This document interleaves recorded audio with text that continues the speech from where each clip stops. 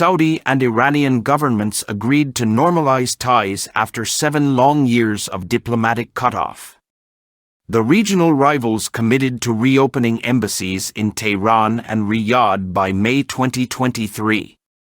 The deal, which was brokered by China, is not only important for the peace between two arch-rivals, but it also presents China as the key player in the Middle East.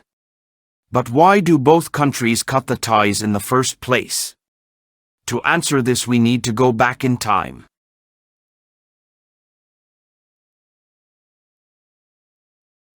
Before Islamic Revolution of 1979 in Iran, the relations between Saudi Arabia and Iran were friendly and both were allies of US.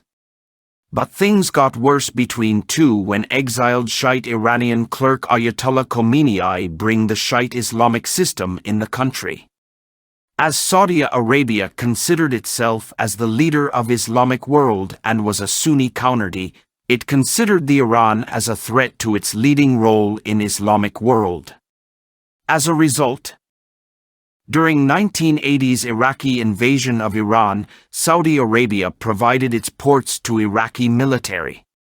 In 1981, 6 Gulf states formed the Gulf Cooperation Council or GCC as a security response to the Iranian Revolution and the Iran-Iraq War. Iran-Saudi rift increased to its maximum in 1987 when Shiite pilgrims clashed with Saudi police during the annual Hajj, resulting in a stampede. At least 400 people were killed in the clashes, including more than 200 Iranians. In response, Iranian protesters attacked the Saudi and Kuwaiti embassies in Tehran. Saudi Arabia cut off the ties with Iran in 1988, but after 3 years, ties were restored. After years, a major breakthrough occurred in Iranian-Saudi ties in 2001, when Saudi Arabia and Iran signed a security pact to enhance cooperation in countering drug trafficking and terrorism. But this cooperation never get materialized as both countries wanted to increase their influence in war-torn countries like Iraq and Afghanistan through proxies against each other.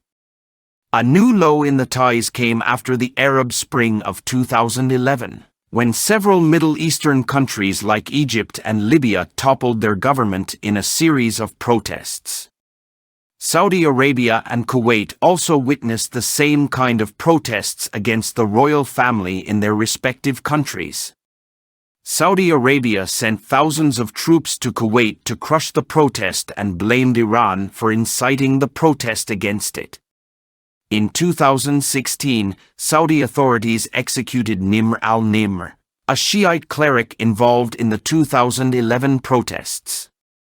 Iranians attacked the Saudi embassy in Tehran in protest against the execution. And as a result, the Saudi Arabia cut off the ties with Iran in 2016. On April 2021, Iran and Saudi Arabia held direct talks in Baghdad, 5 years after severing diplomatic relations. The talks in Baghdad were mediated by Iraqi Prime Minister Mustafa al-Kadhimi.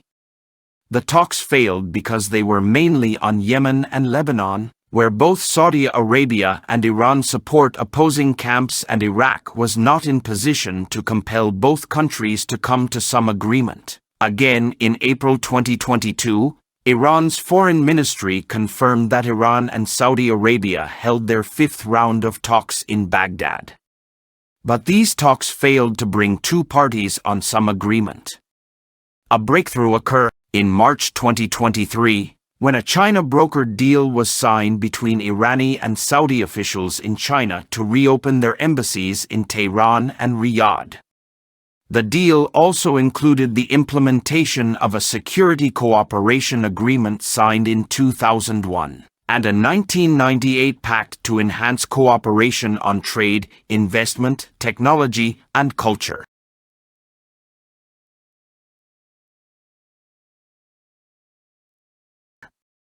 China is trying to fill the gap created by the U.S. withdrawal from the Middle East by maintaining a foreign policy of balancing between rivals through shared goals of economic, diplomatic, and security benefits. Saudi Arabia and China entered a comprehensive strategic partnership in 2016, and China is largely involved in the country's infrastructural development projects. Similarly, with Iran, a 25-year cooperation agreement was signed in March 2021, and China has supported the Iran in 2015 nuclear deal as well as helped it gaining membership in Shanghai Cooperation Organization, also called SCO, a Chinese and Russian-led security and economic alliance. Middle Eastern countries are the biggest import destinations of crude oil for China, which is crucial to Chinese economy.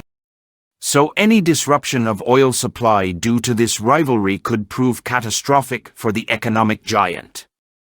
Peaceful Middle East is also important for the Chinese ambitious Belt and Road Initiative to be expanded to other parts of the world. For this, China needs cooperation among the Gulf countries and Iran. Not only does it provide huge economic benefits but also enhance the Chinese status as a mediator and a major power broker in the Middle East, a role that was previously being played by the United States. Although the agreement seems historic, but it's not the first time that such an agreement occurred between the two. So the success of this agreement depends upon the will of leaders of Iran and Saudi Arabia, as well as the extent to which China could use its leverage in these countries.